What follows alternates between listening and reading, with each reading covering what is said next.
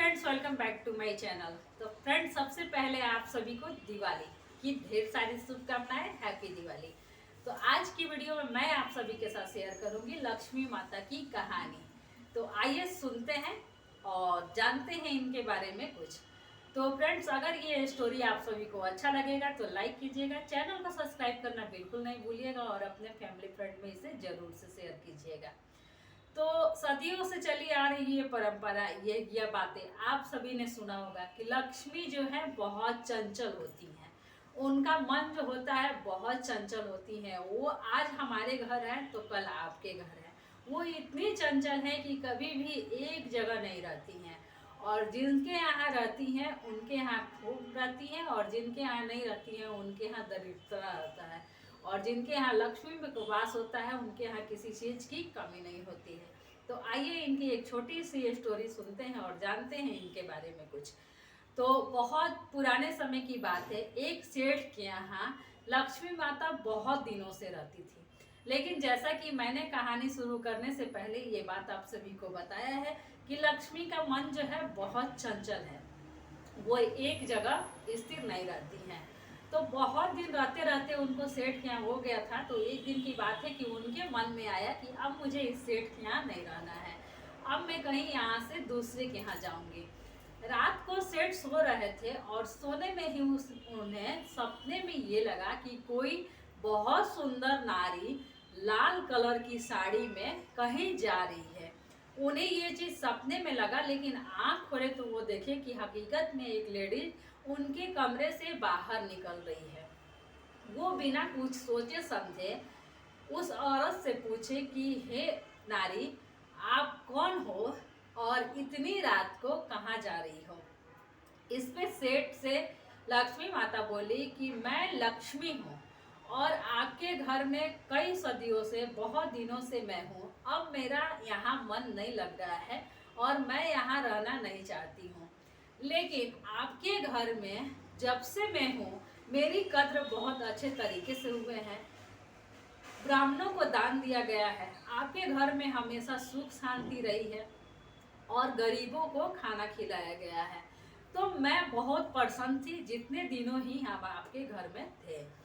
तो इसके लिए आप चाहे तो मुझसे कुछ मांग सकते हैं, क्योंकि अब मैं आपके घर में नहीं रहूंगी।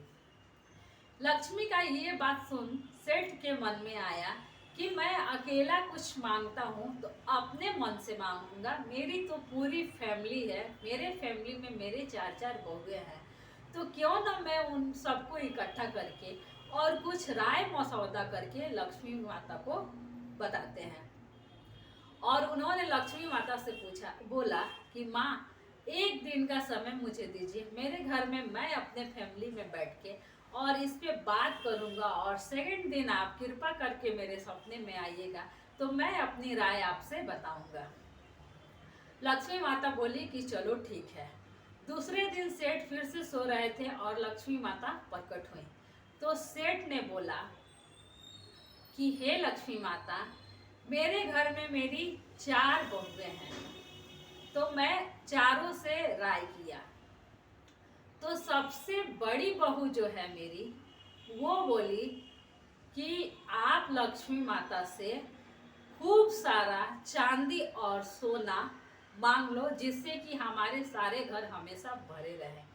ये आइडिया मुझे अच्छा नहीं लगा। मैं अपनी सेकंड बहू से पूछा तो उन्होंने मुझे राय दिया कि हे सेठ जी, आप लक्ष्मी माता से खूब सारी अन्न धन दौलत अपने घरों में भर लीजिए कि हमें इस चीज का कभी भी कमी नहीं होगा। लेकिन दूसरी बहू का भी मुझे आइडिया सही नहीं लगा, क्योंकि बहुत ज़्यादा अन्न जब हमारे घर में रहेंगे तो वो खराब हो जाएंगे। जब मैंने अपनी तीसरी बहू से ये राय पूछा कि आपसे क्या मांगूं, तो मेरी तीसरी बहू बोली कि हम चार बहुएं हैं तो आप चारों के लिए एक एक कोठी ऐसा मांगिए जिसमें धन दौलत अन्न सब भरा रहे।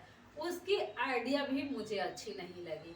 सबसे छोटी बहू मेरी जो है, मैं उससे राय मांगा तो मेरी बहू ने बोला कि हे सेठ जी, आप लक्ष्मी माता से बोलिए कि वो अपनी कृपा सदैव अपने मेरे घर में रखें। मेरे घर में हमेशा पहले की तरह ब्राह्मणों को दान किया जाए, गरीबों को भोजन किया जाए और सहयोगियों को मदद किया जाए। हमारे घर में हमेशा कथा पूजा हो, हमारे घर में सब में एकता बनी रहे, हमेशा सुख शांति रहे। हम हमारी छोटी बहू के राय से यही वरदान आपसे मांगते हैं।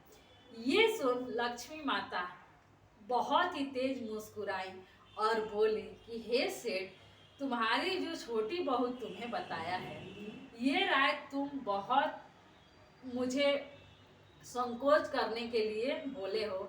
अगर ये बात तुम बोलते हो तो जिस घर में सदैव सुख शांति रहती है, ब्राह्मणों को दान कराया जाता है, पूजा पाठ होती है, आपस में मेल जोल होती है, वहाँ नारायण खुद विराजमान होते हैं और नारायण के साथ ही लक्ष्मी रहती हैं। तो हे सेठ, आपने तो अपने घर में सदैव ही हमारा स्थान रख दिया। अगर जहाँ नारायण रहेंगे वहाँ लक्ष्मी जरूर रहेंगी। अगर जिस घर में सुख शांति और बरकत रहेगी उसमें मैं हमेशा विराजमान रहूँगी। तो आज से सेठ मैं आपके यहाँ ही रहूँगी, यहाँ से कहीं नहीं जाऊँगी। तो फ्रेंड्स, ये कहानी हमारी आप सभी को कैसा लगा कमेंट करके बताइएगा। अच्छा लगेगा तो लाइक कीजिएगा, चैनल को सब्सक्राइब कीजिएगा। मैं मिलूंगी किसी नेक्स्ट वीडियो के साथ, तब तक के लिए बाय बाय, थैंक यू।